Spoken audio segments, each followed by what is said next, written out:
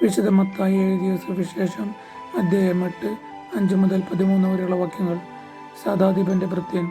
യേശു കഫർനഹൂമിൽ പ്രവേശിച്ചപ്പോൾ ഒരു ശതാധിപൻ അവന്റെ അടുക്കൽ വന്ന് യാചിച്ചു, കർത്താവേ, എൻ്റെ ഭൃത്യൻ തളർവാദം പിടിപെട്ട് കഠിനവേദന അനുഭവിച്ച് വീട്ടിൽ കിടക്കുന്നു.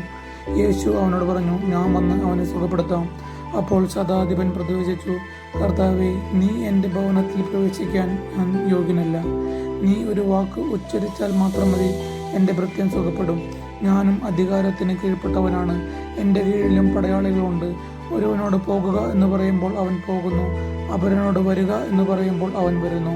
എൻ്റെ ദാസനോട് ഇത് ചെയ്യുക എന്ന് പറയുമ്പോൾ അവൻ അത് ചെയ്യുന്നു. യേശു ഇത് കേട്ട് ആശ്ചര്യപ്പെട്ട് തന്നെ അനുഗമിച്ചിരുന്നവരോട് പറഞ്ഞു, സത്യമായി ഞാൻ നിങ്ങളോട് പറയുന്നു, ഇതുപോലുള്ള വിശ്വാസം ഇസ്രായേലിൽ ഒരുവനിൽ പോലും ഞാൻ കണ്ടിട്ടില്ല.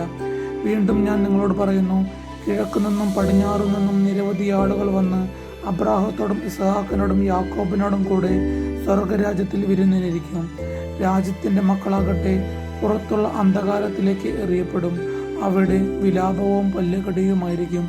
യേശു ശതാധിപനോട് പറഞ്ഞു, പോയിക്കൊള്ളുക, നീ വിശ്വസിച്ചതുപോലെ നിനക്ക് ഭവിക്കട്ടെ. ആ സമയത്തു തന്നെ ഭൃത്യൻ സുഖം പ്രാപിച്ചു.